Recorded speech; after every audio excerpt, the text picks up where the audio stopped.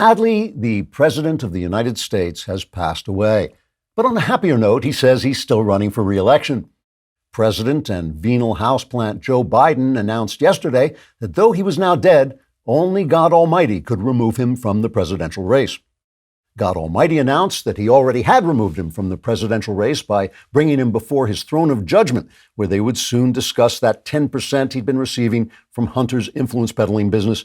And by the way, none of this "there's no evidence" crap in the New York Times was going to work with him because he was omniscient. And frankly, he didn't even have to be normally omniscient to know enough not to get his so-called news from the New York Times. Biden responded that he was not going to allow elites like God to push him around, saying, quote, "I beat Donald Trump once and I was hardly alive even then, sitting around in my basement watching the mold grow, wearing a mask for some damn reason. A lot of good that did me. And sure, we had to change all the voting rules and let illegal immigrants and small animals and even some insects send in their ballots before I could win. But don't forget, the insects were required to show photo ID. I don't see why I shouldn't be able to campaign the same way while I'm dead and run the country just as well as whoever is running it now," unquote. The president's death became undeniable after a debate with Donald Trump, during which Biden responded to questions by lying motionless on the floor and not breathing while rigor mortis set in. The White House press corps was furious about the revelation, saying the administration had conspired to hide the president's death from them, except for the not breathing and rigor mortis part. NBC White House correspondent Kristen Welker said, quote, "Now that I look back on it, it's possible we should have asked some harder questions at the funeral, like why is the president inside a box being lowered into the ground and covered with dirt? But we thought his being dead was just a right-wing talking point like COVID leaking from a lab or Hunter Biden's laptop being real or the Second Amendment saying people have the right to bear arms. So when the White House spokeswoman said to us, sure, Biden is dead, but if people find out about it, they might vote for Trump, we just assumed he was still alive. We will not rest until we get to the bottom of this cover-up," unquote. Despite the president's passing, White House spokeswoman Karine Jean Identity says Biden continues to work as hard as any other dead person. While many members of the cabinet have stopped attending meetings with him because of the smell, Biden continues to be surrounded by a team of loyalists. The team includes Dr. Mrs. First Lady McJill Biden, who told Democrats, quote, "Let me be clear. There is no way Joe is leaving the Oval Office, not while I'm president," unquote. Biden is also taking advice from his son Hunter. And while insiders say Hunter will not be exposed to any classified information, he may be exposed to the woman filing the classified information if they can't get him to keep his pants on. Otherwise, Hunter has been relegated to working on plans for a new federal Department of Whoopee, so that deep state women whose jobs depended on Chevron deference can still make a living.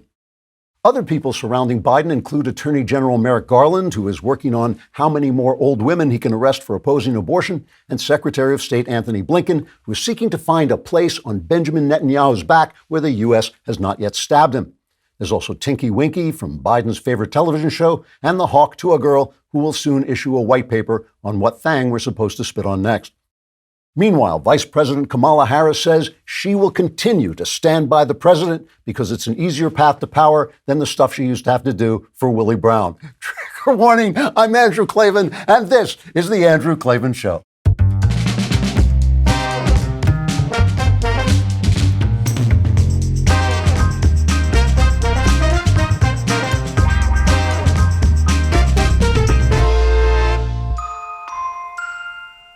All right, we are back laughing our way through the funniest collapse of a republic in human history. No wonder we're laughing. Please write in to Klavan Klapbacks at DailyWire. That's Klavan with a K and Klapbacks with a K. Klavan Klapbacks at DailyWire. We do love to hear from you. We want to hear what you think of what we're saying on the show. Whether you agree with us or you're wrong, we will read your comments and your questions, and we will answer them as best we can, which is, of course, better than anybody else. Stay tuned for our interviews on Wednesday. Last week's interview was with Gurwinder Bhogal. If you have missed this, I strongly urge you to listen to this. Gurwinder is a really, really smart new voice talking about how everything's been turned into a video game and why, and how that can control you. You should watch that. And this week, we will talk to the mighty Mark Hemingway, who was always worth talking to on matters of media and the culture and so on. Also, leave a comment wherever you listen to us. You can listen to us on DailyWire Plus for free. You don't have to pay for that. You can listen to us, of course, on the other venues. We sometimes get a little censored there, but DailyWire Plus is the best place. But leave a comment, and if the comment is reprehensible, we will read it on the air because that's who we are. Today's comment is from Ruiz Morelos. It says, "This is the Klavanist show in the whole Klavaniverse, motivating all us Klavanites to keep Klavaning with Merry Klavanists." So thank you, Mr. Andrew. That's got to be true, right? I mean, that's always inherently true. All right, let's get to today's episode, Swiftian Normality and the Hawk to a Girl.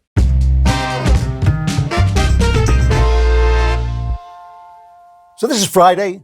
All week long, you've been in the narrative. This is the time for us to deconstruct the narrative because basically we've gone from one false narrative, which is Joe is fine, to another narrative, which is this. The next event is the big test of whether he's fine. There is no test. He has a degenerative disease. It's getting worse, and it's getting worse faster. He's never going to be fine again. He shouldn't be president now. He shouldn't run for president. The only question is, somebody said, can we drag him across the finish line? It's an old political phrase, but now they mean it literally. And guess what? As Joe Biden repeatedly said, that's only the little lie. The little lies they are telling are the lies about his health. There is a much, much bigger lie that almost no one is talking about. We will talk about it here. Going online without ExpressVPN is like walking your dog in public without a leash. Most of the time, you'll probably be fine. But what if one day your dog wanders a bit too far and gets dog-napped? Every time you connect to an unencrypted network in cafes, hotels, or airports, you're essentially leaving your personal data wide open for any hacker on the same network to access. It doesn't take much technical knowledge to hack someone. With some cheap hardware, a savvy 12-year-old can do it. Hackers can make up to $1,000 per person selling your data on the dark web, which is why you need to protect it with ExpressVPN. I love that ExpressVPN creates a secure, encrypted tunnel between my device and the internet so that hackers can't steal my sensitive data. It would take a hacker with a supercomputer over 1 billion years to get past ExpressVPN's encryption, and I don't have 1 billion years. ExpressVPN is extremely easy to use. Just fire up the app and click one button to get protected. Plus, it works on all devices, including phones, laptops, tablets, and more, so you can stay secure on the go. Secure your online data today by visiting expressvpn.com/Klavan. That's EXPRESSVPN.com/Klavan. And you can get an extra 3 months free. ExpressVPN.com/Klavan. How do you spell VPN? You spell it KLAVAN.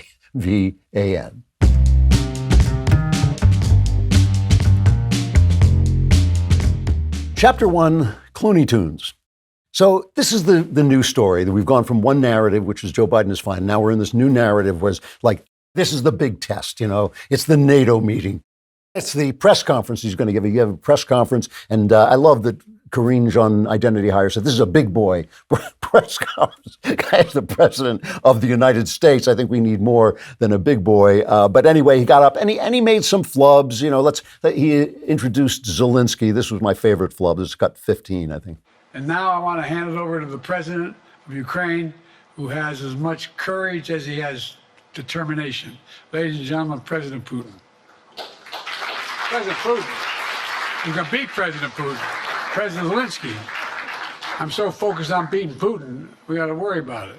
Anyway, Mr. President. I'm better. You are a hell of a lot better. Thank you so much. Putin, Zelensky. What's the difference? He did fine in the press conference for the most part. I mean, a lot of flubs, but then he flubs all the time. The point is he has a degenerative disease. It doesn't matter what happens today, right? He's going downhill, and he's going downhill more quickly than he can, and he's going downhill past the point where the cocktails of drugs they've obviously been giving him can work. That's just the true story. And so the true story is now, what are we going to do about this? And, will the press help us hide it again? Will they sacrifice what little tiny scraps are left of their reputation? And by the way, he's doing fine, except what they're talking about at NATO is promising to allow Ukraine into NATO. That's what they're talking about. And we're worried that Donald Trump might win and not let Ukraine into NATO. And my feeling about that is letting Ukraine into NATO is a recipe for World War III, all right? So we want Trump to get elected to stop them from doing that. I mean, what a stupid, stupid idea, which is part of the big lie we're hiding, but we'll get to that. So I just want to emphasize for a minute the incredibleness of the elite fantasy that we're watching. What we are watching is how we're watching the sausage getting made, the sausage of the elite narrative that has governed this presidency and the presidency of Donald Trump in a negative way. So George Clooney, who just hosted a raised $28 million in Hollywood money for Joe Biden, he suddenly turns on him and writes a piece in the New York Times. It's devastating to say it, but the Joe Biden I was with 3 weeks ago at the fundraiser was not the Joe big effing deal Biden of 2010. He wasn't even the Joe Biden of 2020. He was the same man we all witnessed at the debate. Was he tired? Yes. A cold? Maybe. But our party leaders need to stop telling us that 51 million people didn't see what we just saw. We're also terrified by the prospect of a second Trump term that we've opted to ignore every warning sign. I know people in Hollywood, and I know they did opt to ignore it. They are stunned to find themselves caught out like this. But we've got to stop telling us that 51 million people didn't see what we just saw, right? So that is what happened. Remember, after the fundraiser, Obama had to lead Biden off the stage, and here is how Karine Jean, identity hire, talked about that. This is cut one. Let's not forget, President Obama, President Biden have a relationship. They are friends. They're like family to each other. And I think that's what you saw. You saw the president put his hand on the back of President Biden, and they walked off the stage after taking questions or at an event taking questions from Jimmy Kimmel. That is what you saw. But I would refer you to President Obama's office statement. They talked about this, they discussed this, and they came out with it pretty quickly. So that statement was, I think, Eric Schultz's, Obama's senior advisor, put on X. This did not happen. This did not happen. That was his quote. Now, all of that you just heard were lies. It's all from beginning to end. I mean, Biden hates Obama. Obama despises Biden. Joe Scarborough is now accusing Obama of working behind the scenes, which he undoubtedly is, to get rid of Biden because he's a dead weight on the party. And Obama is I think pretty well known to have known that Clooney was going to do this. I don't know if he told Clooney to do it, but Clooney was going to do it. But here's something that's interesting to me. I've said this about Clooney for years, and now a couple of people sort of mentioned it. Clooney himself is an illusion. And I want to say before I say this, I really like Clooney. I liked Michael Clayton is a great movie. I like the Gravity movie, and all this. I think he's a good actor in a limited range. He's obviously an intelligent man, and he directs fairly well. The one he did about the boats, the boys in the boat, was okay. He's a good director. He's not a movie star. He was never a movie star. Movie stars are people who open movies. You go to a movie because it's the new Julia Roberts movie, the new Will Smith movie. No one has ever gone to a movie because it had George Clooney in it. No one, ever. With the exception of the movie Gravity, which is a really good movie starring Sandra Bullock. It's a Sandra Bullock movie. Most of the movies of Clooney's that have been big box office have been the ocean movies that have every star on earth in them. Julia Roberts, Matt Damon, Brad Pitt. Because the guy can't open a movie, he could never open a movie. He never has. And in terms of, they'll say to him, well, he's Hollywood royalty like Tom Hanks. Yeah, Tom Hanks made Forrest Gump, Private Ryan, Apollo 13, Castaway, Catch Me If You Can, Sleepless in Seattle.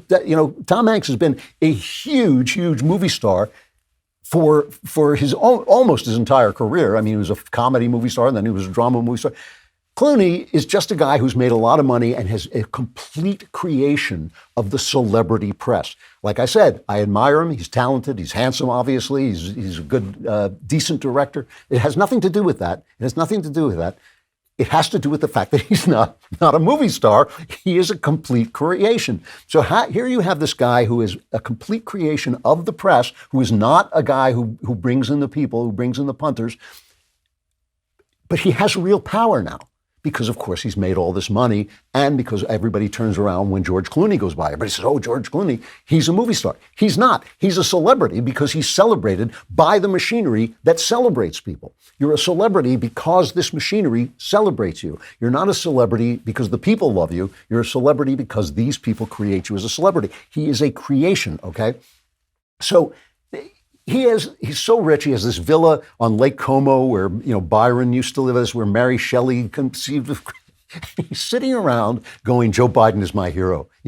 So this illusion of a person who has real power is sitting around saying, oh, everything's great. I love what Biden's doing. I love this. Everything's fine. Here I am. The lake is beautiful. You're in Italy, George. Yeah, but it's great. So Biden's doing a great job. So it's the whole thing is an illusion. Now, the other big stab in the back that Biden suffered this week was from Nancy Pelosi, right? Now, Nancy Pelosi is all politics all the time, a genuine political snake. I admire her because of her incredible talent at what she does. She's wicked, but still, she has an incredible talent for politics. This is what she said about Joe Biden. This is cut 4. It's up to the president to decide if he is going to run.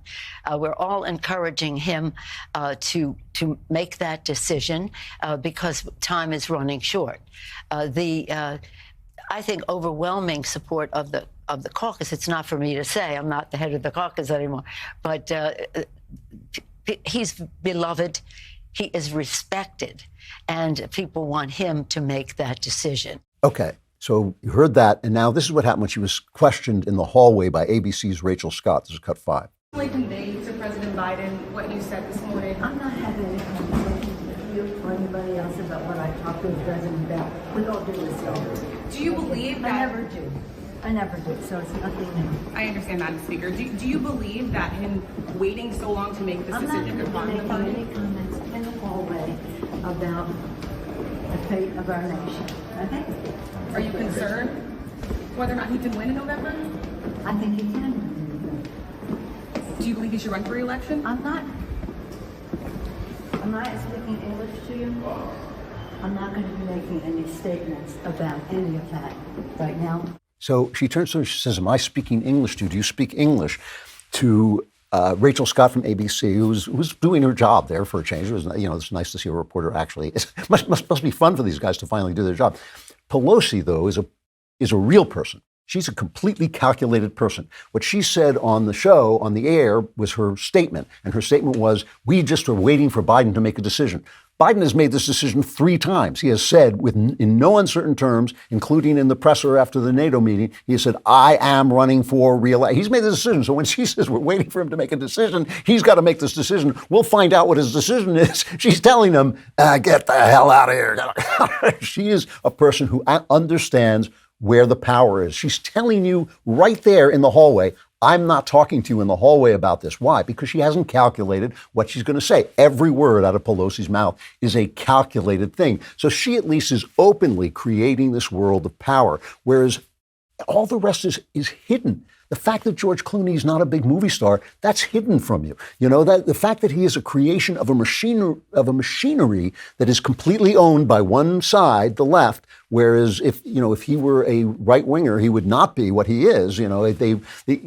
Blue Bloods is one of the biggest success shows on television. Nobody ever writes an article about it. Why? Well, because they do not want a show with conservative values to be promoted, right? But Clooney he's always a big star. All he has to do is take a drink on his lavish villa on Lake Como, Italy, and he's a big star. So this everything you see is fake, which is what gives power to these conspiracy idiots on X, who's telling you that, whatever their conspiracy theory is, that's what gives them power, is you're being lied to, and it's frustrating, and you don't know where to go for the simple truth, besides, of course, this show. This also, though, gives Trump power, and I will show you why. They released this video of him on a golf course. I'm sure you've already seen it, but let's play it anyway. This is cut 6. He's on a golf course, and he's talking to the caddy. You gave me so much. How did I do with the debate the other night? Oh, amazing. Kicked that old broken down pile of crap. Yeah. It's a bad guy. He just quit, He's quitting the race. Is that right? Yep, I got him out of the race. And that means we have Kamala. I think she's going to be better. She's so bad. She's so pathetic. It's just so I just can't imagine. But can you imagine that guy dealing with Putin and the president of China, who's a fierce person? He's a fierce man, a very tough guy. And they see him, they can't. But they just announced he's probably quitting. Good. Very good. Yeah, That's amazing. You just keep knocking him out, right? Thank you. what I love about this, two things I love about it. First of all, the wonderful thing about Trump is he's talking to the caddy or wherever this guy's assistant. He tips him. I think he gave him $100. So good for him on that. But he's talking to him like he's a pal. This is the guy that we loved when he picked up the Marine's hat, and Marine's hat blew off. Highlight of his presidency, as far as I was concerned. And he chased after it without thinking. It was not, that was the thing. It wasn't calculated. But that's the other thing that gives Trump so much power. Everybody said, oh, we caught him on the golf course on an iPhone. And he'd have said that in a speech. You know, he would get up and say that as me. This guy's an idiot. I hate this guy. Oh, my God. And, you know, Kamala, she's even worse. He'll say it at rallies. So you can't catch him because he's telling you exactly what he thinks all the time. So now I want to stop. I just wanted to take a moment to emphasize how fake so much of what we see is. Fake people with real power. The only thing that's real is the power, because George Clooney really does have the power when he says to people, come and give your money. People are really pissed off in Hollywood, by the way. They're really pissed off that they gave $28 million to this guy, and he doesn't look like he's fit to run. But now I want to start to talk about what is really going on. And the big lie is not Biden's health, because everybody knew about it already. That's not why it's not having a bigger effect on the polls. You'd think his polls would completely crater, but everybody knew except the press. Everybody knew except the journalists. But that's not the big lie. Let's talk about that. Now, for some people, tossing and turning all night is a frustrating experience. For me, it's just normal. But when I want to fall asleep fast, I use Beam. I love Beam. It tastes great. It's not just a run-of-the-mill sleep aid. It's carefully crafted to help you sleep into a sweet sleep without the grogginess that often accompanies other sleep remedies.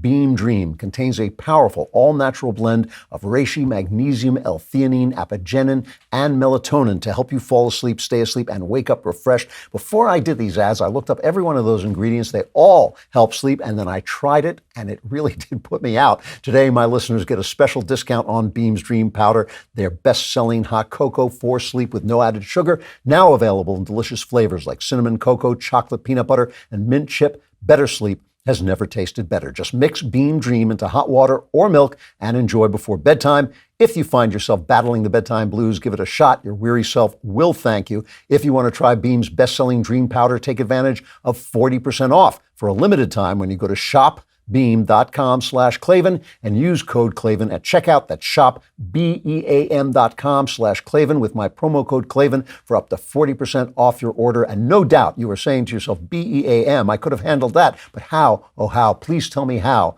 Do you spell Klavan? It's KLAVAN. There are no easy things.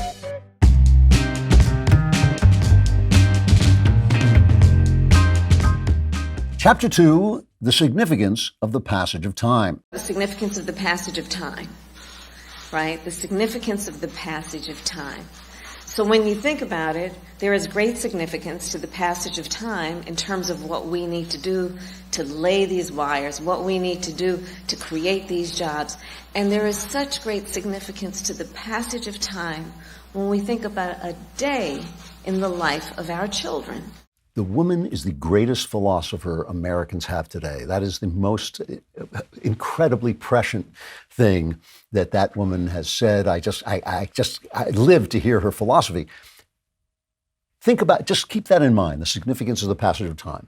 And take a look at two of the elections that took place overseas, two dramatic elections. One was the British election, and the Tories were thrown out. Gerard Baker, who is himself British at the Wall Street Journal, said it was a punishment beating for the Conservative Party because they have not done what the people wanted them to do. They won a big victory in 2019, and that was because working class, former Labour voters backed Brexit because it was taking their jobs away, but they still wanted the social protections that the left gave them.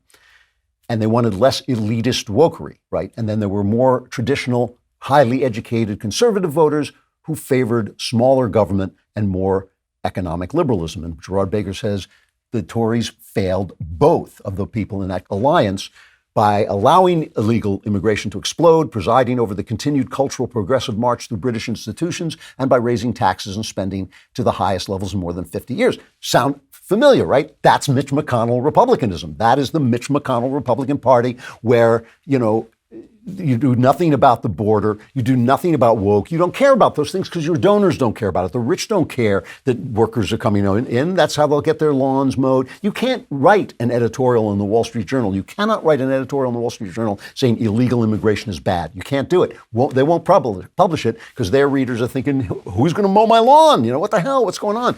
You expect me to pay union prices when I can hire illegal people? You can't do that. They don't care about the wokeness because it's not affecting their lives, right? They don't care that it's a slap in your face that the border is open, that the laws of the land are not being enforced by the people elected to enforce those laws. It doesn't affect the rich people. They're like George Clooney. They're sitting around the Villa Diodati on Lake Como.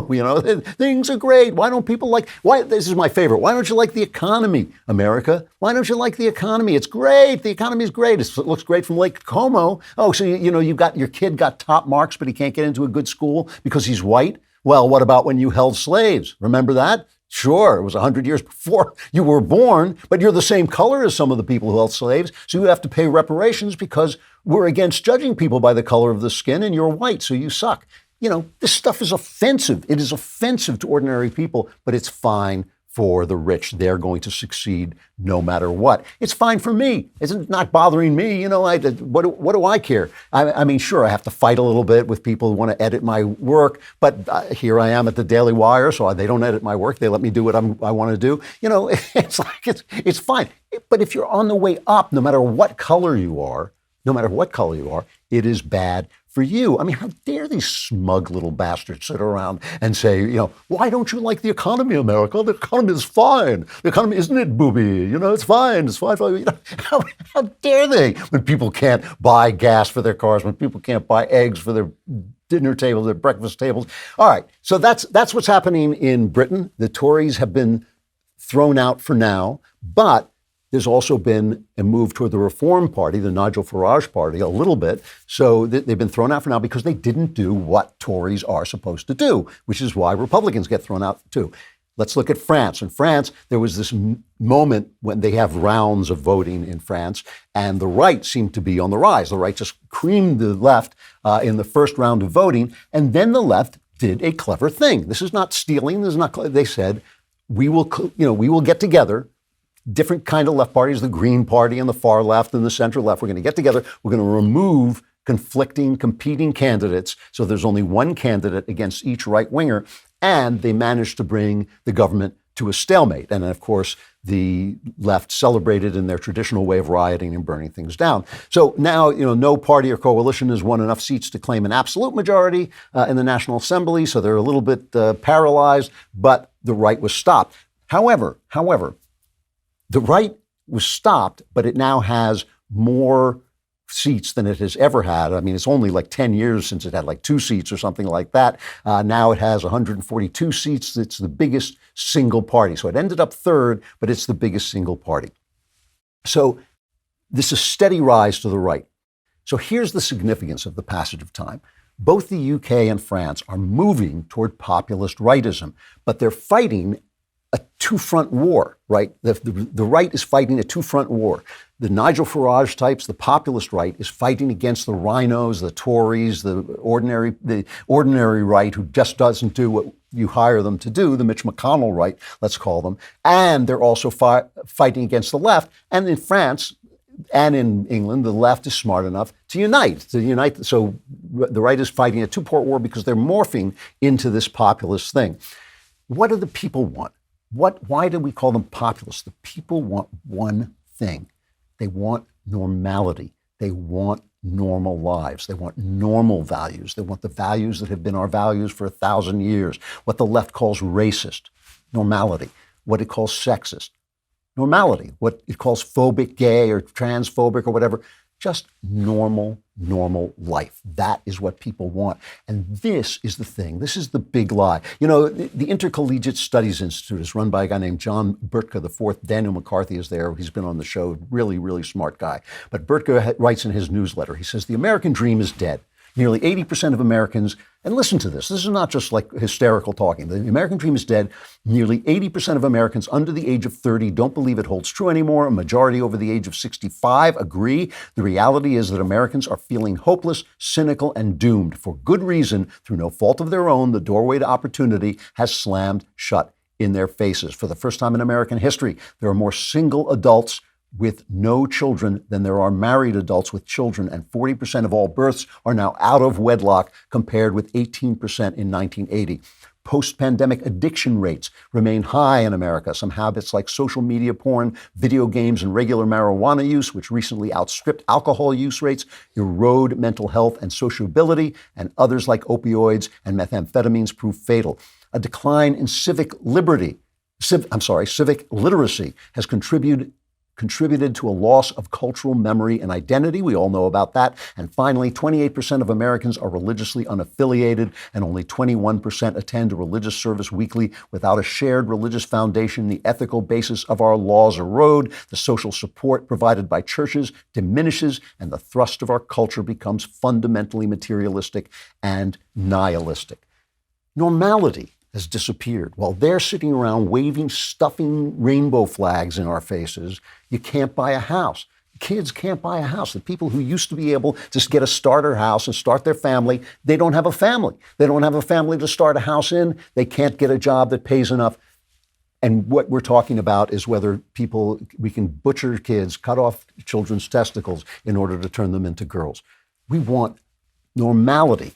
That's what we're looking for. You know, the New York Times, when the New York Times runs anything that goes against the left-wing narrative, it's because they feel footsteps coming up behind them. That is why the New York Times does it, because I know their readers. I know the New York Times readers. They have no idea what's going on. I was being told, seriously, 2 weeks ago by people who read the New York Times, I was in New York, and people were saying to me, these cheap fakes, Biden's fine, he's fine. And the fact that the New York Times lied to them about that, because the New York Times did a big story about how the cheap fakes, that's never going to register on them. They're not going to stop reading the paper. That's their paper. That is the newspaper. That's where they get the news. And it's not just where they get the news. Almost every news organization in the country, except those that are dedicated to the right, get their news from the New York Times. And they're lying, the fact that they're lying. So now, all of a sudden, the New York Times runs a piece by Rob Henderson. He has a doctorate in psychology from Yale. I believe he started at Yale anyway. And he has a thing where he talks about luxury beliefs. See, he grew up poor. He had addicted parents. So he talks about when you defund the police, who do you think gets hurt by that? Who do you think gets hurt? The poor. He says, I've been poor. We need the police. Then he talks about some other things. Here he is, cut 17. Decriminalizing drugs. That's another luxury belief. All drugs should be decriminalized. I want to decriminalize drug possession for personal use, and here's why. Should crystal meth be legal? The answer is yes. That movement has been most supported by well-educated Americans, less so by those without a college degree, who are more likely to experience the downsides of the drug trade. My mom once tied me to a chair with a belt while she got high. And it's not just me. Since 2000, the number of foster kids has doubled due to parental drug use. Luxury beliefs are all over the place. Get rid of the SAT? 4 hours of my life down the drain. SAT scores help underprivileged kids get into college. Reject marriage? I find marriage completely pointless. For poor kids, one of the strongest predictors of success is having married parents.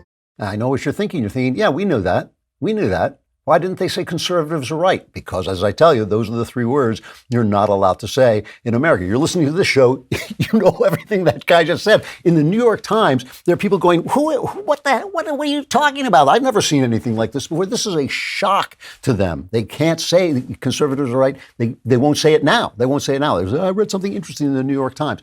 The question is, can normal people, this is the question on the right, can we take back enough of our parties so that we can force elites back to normal, successful Western life instead of the decay, which, as I always tell you, helps elites. Elites love decadence. They love it. They can have sex. They can sit around and, in Lake Como, around Lake Como, and drink their cocktails. They're having a great time with decadence. It's only ordinary people and the poor who get screwed by this stuff. And this is the big lie. This is the biggest lie of all, and the lie that drives me absolutely nuts. Obama told it when he ran for office as a centrist and then governed as a stone leftist. Joe Biden, why is Joe Biden the candidate? He is the candidate because he looks like a normal Democrat from years and years ago. That's why, right? They didn't want Bernie. They said, oh no, Bernie, no one will go for Bernie because people don't like these policies. They got Biden, and Biden suddenly revealed himself to be the biggest leftist of them all. Here he was during the George W. Bush administration when people were talking about a law banning gay marriage. Here he was then, cut 8. We already have a law, the Defense of Marriage Act, where we've all voted, not where I voted and others said, look, marriage is between a man and a woman, and states must respect that. Nobody's violated that law. There's been no challenge to that law. Why do we need a constitutional amendment? Marriage is between a man and a woman. What's the game going on here? So that was him during the W administration. Here's Biden during the Obama administration, cut 9. The good news is that as more and more Americans come to understand what this is all about is a simple proposition. Who do you love? Who do you love? And will you be loyal to the person you love? And that's what people are finding out is what all marriages at their root are about. Whether they're marriages of lesbians or gay men or heterosexuals. Is that what you believe now? That's what I believe. It's all a lie. It's all a lie. They run as people that you want to vote for, who's like, basically stand for basic values, normality. They stand for normality. They govern as leftists, and then they get caught. It was before Joe Biden revealed himself to be falling apart. He was losing adherents and losing voters because of his policies, because of the radicalism, the wokeism, the pornography in schools, and telling us that we're banning books if we keep pornography away from our kids, that open borders and then telling us the borders are fine. It's all the policies. It's not about the fact that he's falling apart. Nobody thinks he's running the country. It's the policies. And look, this is not about hating anybody. It's not about hating gay people or people who have gender dysphoria. That's not the point. The point is normal is a man and a woman getting married and having children and buying a house and having a family and building something that will outlast them and having that legacy of their lives. So at the end of their lives, they can say, wow, I did a thing, right? Which is the beauty of life. That's normal. And in a normal world where normality is protected and established, there's a lot of tolerance, right? We know what people are doing other things. We always knew, believe me, we knew who Liberace was back in the day. We knew who Paul Lind was back, and nobody was fooling anybody. But it was normality was the thing that was being supported. They lie. The open borders, all of it is just a lie. And Biden is the face of that lie and always has been. So you may have heard that flavored air is quickly becoming the leading alternative to vaping and smoking. This new movement toward building better habits is led by one of our sponsors, Fume. Fume is an innovative, award-winning flavored air device that uses flavored air instead of vapor. Flavored air isn't like vaping. If vapor was compared to sticky soda, Fume cores are closer to herbal teas. Instead of harmful chemicals, Fume uses delicious flavors like crisp mint, orange vanilla, maple pepper, and sparkling grapefruit. Fume helps you break bad habits by giving you something you can reach for. It's a guilt-free alternative that doesn't use any vapor or nicotine. Plus, it's designed with movable parts and magnets for fidgeting because keeping your fingers busy is helpful for breaking your habit. I tried it, by the way. It really tastes good and it's fun to play with and all that. Fume continuously invests in third-party studies to ensure the safety of their products. Fume has served over 300,000 customers, and you can be the next success story. For a limited time, use my code Klavan to get a free gift with your Journey Pack. Head to tryfume.com, that's tryfum.com, and use code Klavan to get a free gift with your order today. And one reason I love Fume is there's no E at the end of Fume. It's just F-U-M, and there's no E in Klavan either. I just make it look this easy.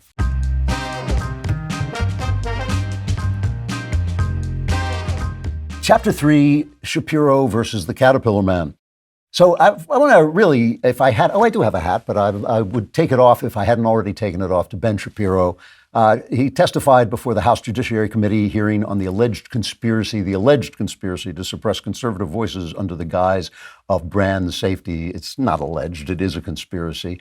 Shapiro, first of all, Shapiro just had his 2000th show, and I offer him his congratulations, having been there for his first show. He is one of the rare people in life for whom my respect has gone up over time. Now, to be fair, when I met him, he was like 7 years old. So maybe that's why. But really, he has remained a wonderful guy. And, in spite of all his fame and money, he is just a really decent human being whose values have actually gotten better over time as he's learned more about life and having a family and all those things. And he's really terrific. And I know that a lot of cynical people say, well, you're saying that because he's part of management. Anybody who knows management and asks them whether I'm nice to them because they're management would laugh at that hilariously. I really like the guy and respect him. And what he did at the House Judiciary Committee is one of the reasons he's such an important guy. He went in, first of all, he made this statement about why he was there, and it was just a statement of real clarity. It's cut 10. Let's play a little of that. We're in the midst of a trust crisis in the world of media, which is because so many in the legacy media have lied in order to preserve left-leaning narratives. To take just the most recent example, we were told by the legacy media that President Biden was just fine. For years, anyone who questioned his health and mental fitness was trafficking in cheap fakes. And then President Biden went out and engaged in a full-scale mental collapse on stage in front of hundreds of millions of people. So we can see why Americans, at least Americans who are not Democrats, do not trust the media. The question isn't really why the legacy media have lost Americans' trust. We know that answer. The question is why, despite that loss of trust, the legacy media continue to gain share in the advertising market.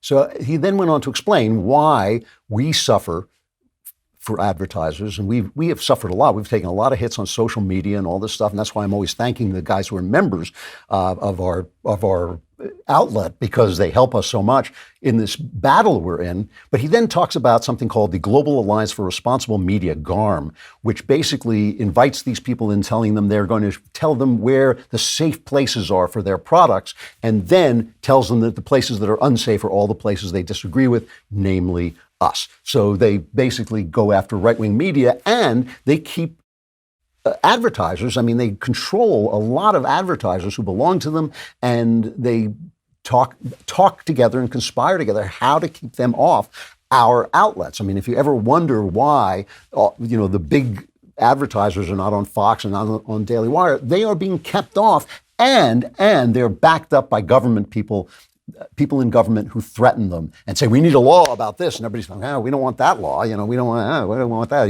Facebook is sitting there going, no, we don't want to make enemies of the people in government. And remember, the left is always in government because they are the deep state.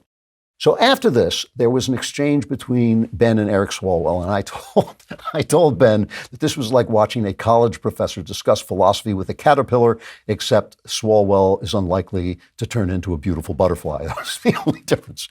But here is the thing. What does Swalwell try to do? First, he tries to link Ben to this 2025, Project 2025, which is a think tank thing of suggestions of what Trump could do in office, and they're trying to stick Trump with it because they think it's going to horrify people, though I'm not sure it would. But Trump has said, no, this is not my thing. Just pay attention to the Republican platform, and we'll go forward with this. But what he is basically doing to Ben, as you watch this, is he's basically trying to say that Ben's typical, normal, established Western values based in his religion, which is one of the major religions, he is an Orthodox Jew, that those things are outre, that those things are unspeakable, that his opinions on normal things are bad. And this is what GARM is about. And this is why we're under attack. It's because if you speak the normal things, if you say the normal values, people don't run away. They don't get shocked. They don't reel in horror. They only reel in horror because they're afraid of getting canceled. So Ben, of course, really, this is a battle of wits with an unarmed man. Ben goes after Swalwell and leaves him, just completely devastated. But listen to what Swalwell is actually saying. This is cut 11. Bans against books about slavery. Do you support that part about? Why would I possibly be in favor of bans about books about slavery? That would be absolutely ridiculous. What I am in favor of is the idea that school libraries should be able to make decisions along the lines of what exactly is appropriate for, say, a 7th grader and whether they ought to be treated to cartoons and genderqueer. That's not quite the same thing. And just because we found some receipts. You did say, I think homosexual activity is a sin. Yes, I'm a religious Jew, I'm that's sure true. there's a genetic component. You found me out. Sexual orientation. But the view of all religious people I know has always been that sexual behavior is something that is up to you. And you said, I may have a desire to sleep with many women, but I do not. I agree with me. Yes, that's true.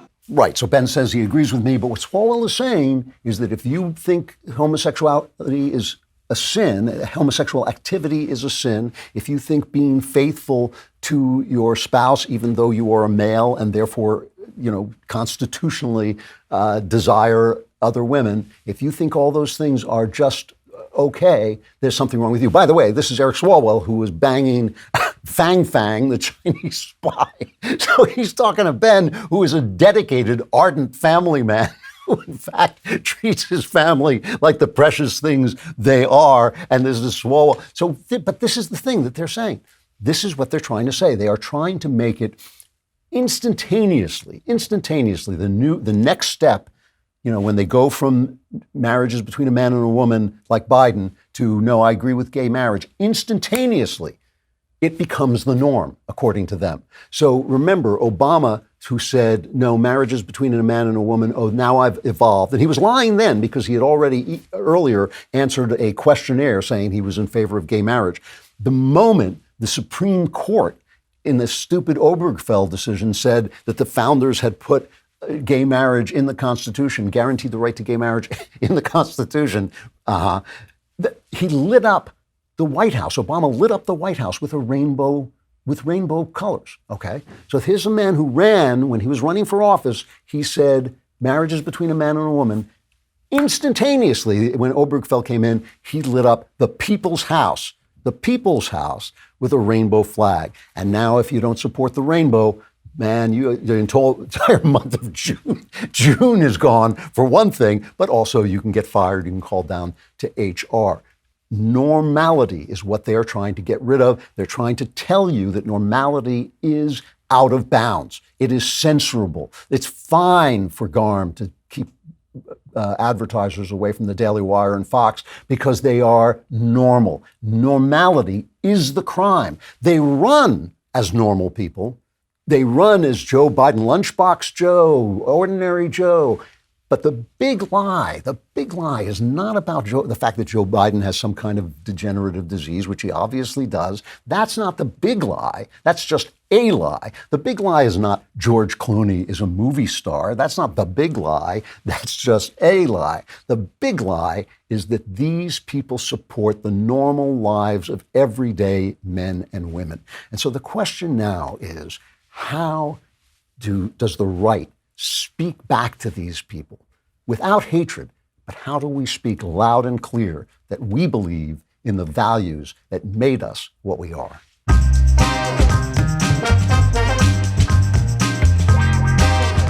Final chapter, Hawk Tuah. Now, I'm sure you all saw the Hawk Tuah girl. It seems like everybody. Haley Welsh, I think her name is. She was in Nashville. She was apparently, as I understood this interview, she was trying to get over a breakup. And she was with a friend, and they were drinking in Nashville. And these two guys who do man-on-the-street interviews, Tim Dickerson and Arius Marlowe, were interviewing people about things. And Haley and her friend crossed the street to talk to them.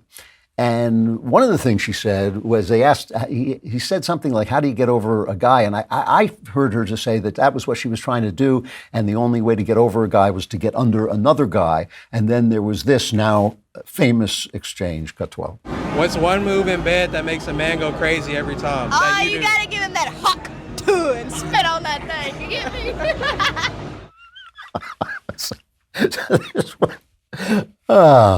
I love my country. She went so viral with this video that she now has a management team and she's doing interviews and she was invited to sing at a concert. Now, you and I can guess where this thing is going. But, you can guess where it's going when a girl goes out drinking to get over a guy by getting under another guy. You can sort of understand. We all know where this is headed. But I hope she enjoys herself. There's even merch. My favorite was a hat that said something like, if you don't Hawk Tuah, I won't talk to you. So anyway, I feel for this girl. I feel like on that show, whatever. I think I'm doing that show, whatever, next month sometime.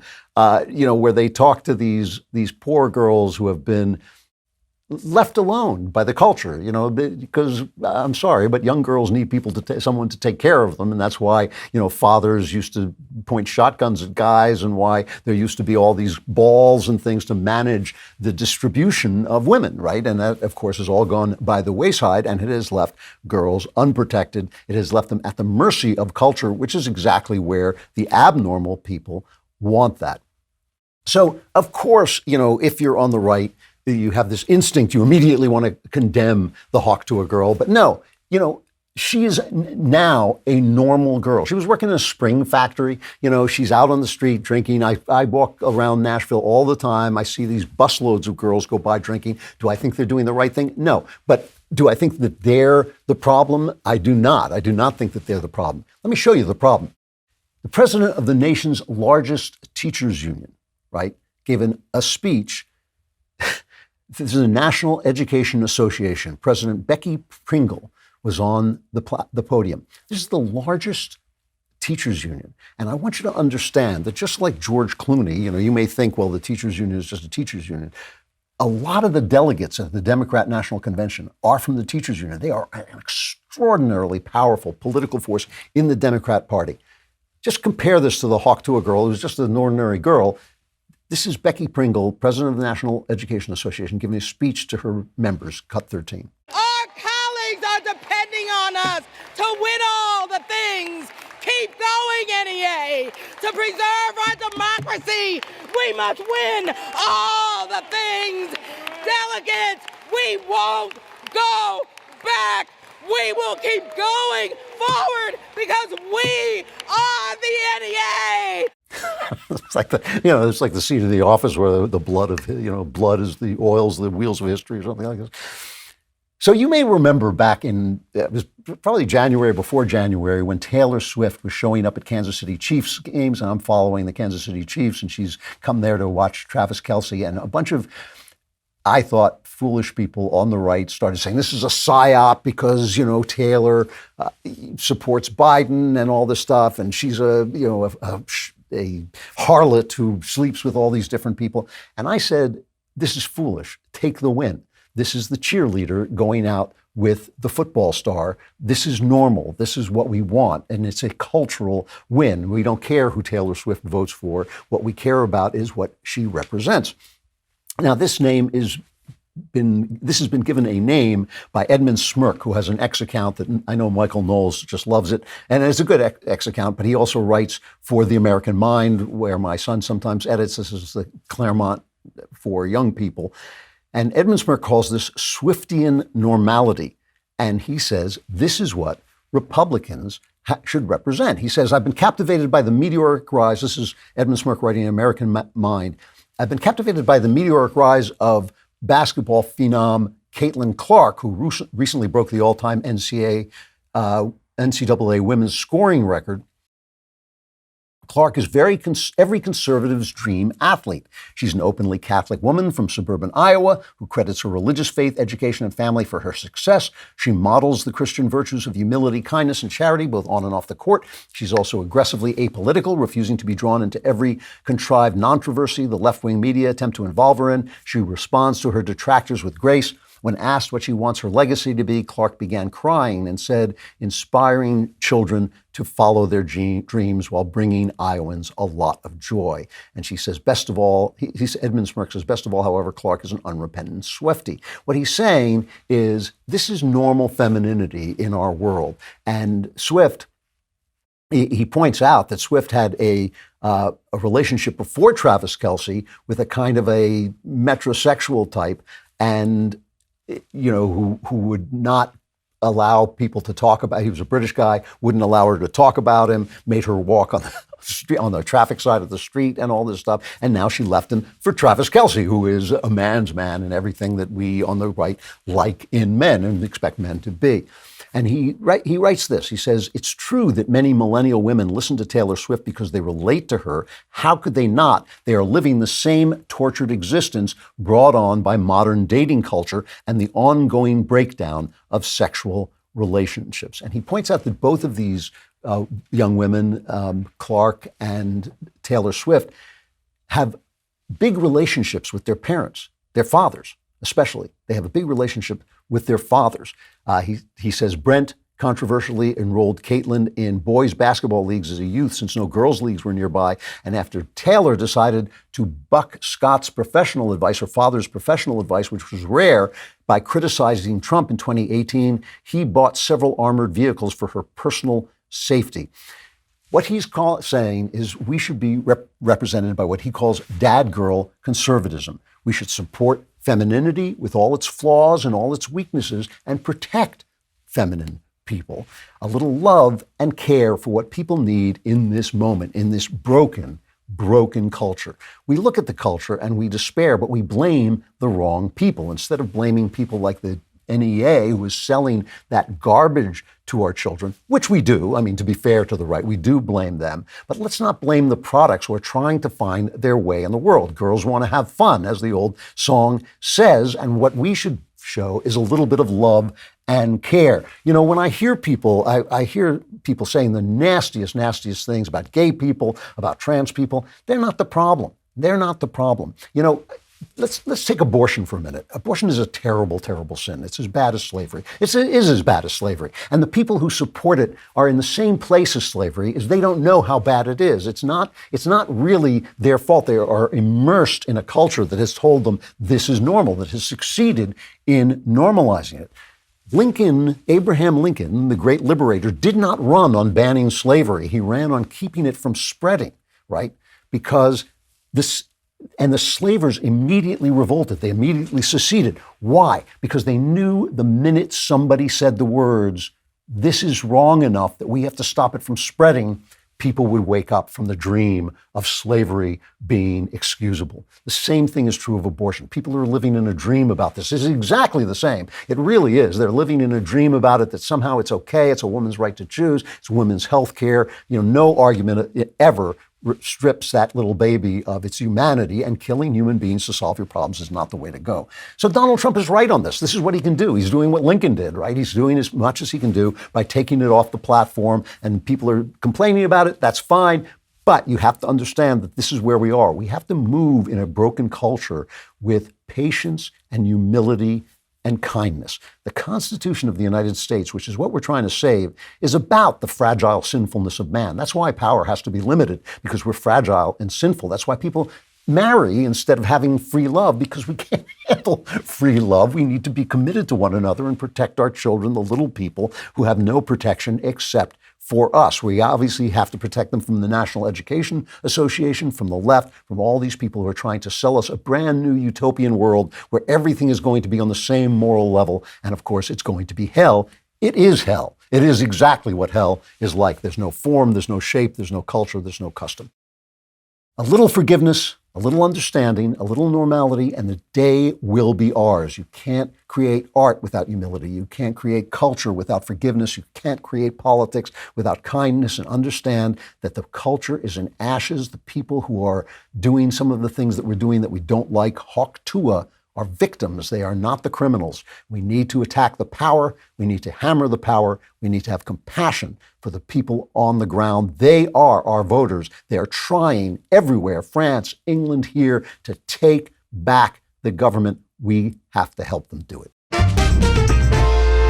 The curtain has been pulled back, and the truth about the real Kamala Harris has been revealed.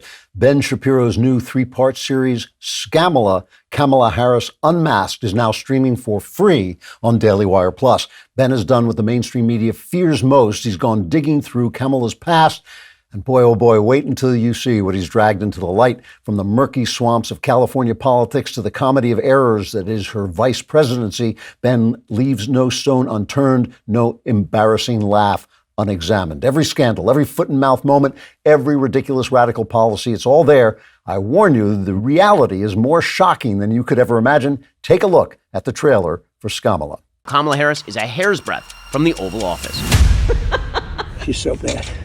She's so pathetic. But how did she get here? How did someone with such a knack for failure manage to climb the greasy pole to the precipice of the most powerful position in the world? We did it. We did it, Joe. In this documentary podcast, we're peeling back the layers of Kamala Harris's career, exposing the scandals, the missteps, and the awkwardness that have come to define her journey. Because here's the ugly truth.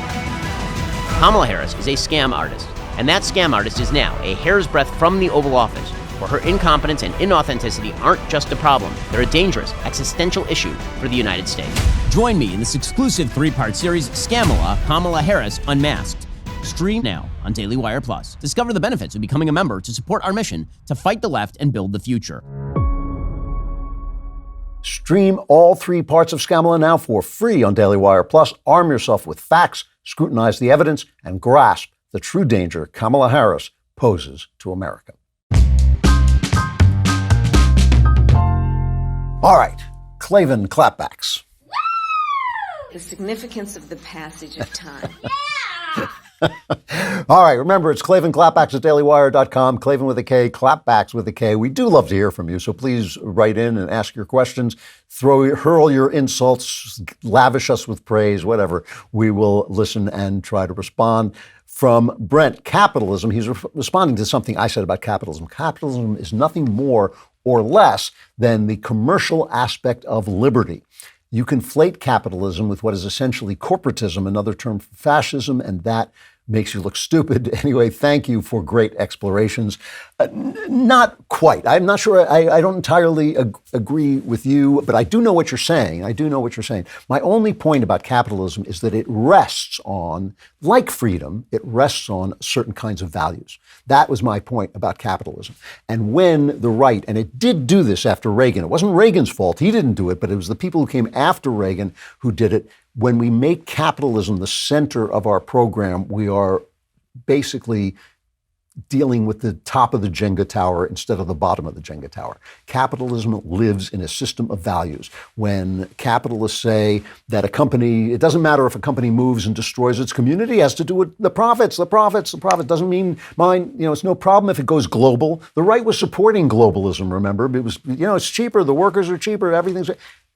No. If we're going to say that a business is a citizen, and in some ways it is a citizen, if we're going to say that, when the citizen has to have values and the same values as we do. And so that's my only point about capitalism. It is the best economic system, but it rests on something better than itself, which is those values. Christian says, Hail Klavan, master of the multiverse, destroyer of ease and the source of swooning worldwide. I certainly hope so. Firstly, I am eternally grateful for the wisdom that has been beaten into my head from your mouth. I started listening to you in 2017 before I started college. I'm now a mechanical engineer with a wife who loves making sweet sandwiches and beautiful children. Good on you, pal. Your example of how a tough guy can also be an educated, well-spoken gentleman without even an E to his name has inspired me to a higher standard. That's a really nice compliment. Thank you for that. That is a lovely compliment. So his question is really, really long, and I've had to condense it, and so forgive me if I haven't gotten it exactly right, but basically, here's the short version. His wife and he are moving from their cradle Protestantism towards something more orthodox. They're attracted to a local Catholic church, but they're uncomfortable with the idea that their own insights and beliefs might be subjugated to people within the church who are corrupt. And he says he's willing to submit to God, but not necessarily to the Pope. And he says, I eagerly await your 100% correct answer and look forward to more Klavan-y goodness. So I have solved this problem, as many of you know, by becoming an Anglican Catholic. So I do follow a liturgical worship, which is very important to me, a fairly orthodox belief system. I believe in the Nicene Creed. That's what I speak every week, and I do believe in it. But I'm not responsible to what Rome says. If the Pope is heretical, then that's his problem. Now, what Catholics say is God is handling the church, so even if it goes into a period of corruption, it is still the right church. For me, life is short. This is my only life on this plane, and I want to be able to say, no, this is wrong. I'm not going to believe that. I'm not going to defend beliefs that I don't believe in. And if there is a corner of Catholic belief, I'm not going to become a sophist and make excuses for things that are not biblical and are not in the in Scripture as I read it. Now, Protestantism to me has developed certain ideas about Scripture that it thinks are absolutely true that I don't agree with either. where I am now is where where I can live comfortably. You have to decide for yourself. He says he has an Anglican church where he is, but it's a liberal enclave, which does happen because there's all these different little, subgroups of Anglicanism. I'm in a very conservative church. But all I can say to you is if you are going to join the church, you have to join it with your conscience intact, and you're going to have to stand by your conscience, even when it means not agreeing with the church. I look at it this way. The church is a vessel for carrying God. That's what it is. To me, the church is a vessel for carrying God. If your church is carrying God, that's the big deal. If you have to secretly disagree with some of the things they say, it's a human construct. It's a human chalice meant for carrying God. I do not believe that God says, this, and this, and otherwise you're done. I believe that he wants you to get to himself. That is what I believe the point is. That's what I believe the point of communion is. That's what I believe the point of ritual is. That's what I believe the point of certain kinds of prayer are. So you have to decide for yourself, which vessel is going to carry God. If you find a local church, I'd say that's pretty good if you can stick with it, but you may find that you come up against things you can't deal with later on, and then you're going to have to change. Become a member, because we're going into the member block. So you want to become a member today, go to dailywire.com/subscribe and use code Klavan at checkout for 2 months free on all annual plans. Otherwise, you will drop like a stone, a starry night through a dawn, a dewy afternoon, whatever the hell the line is from Milton. You will plummet into a Klavan-y darkness like none other. Or you can do what we're going to do now and come to member block.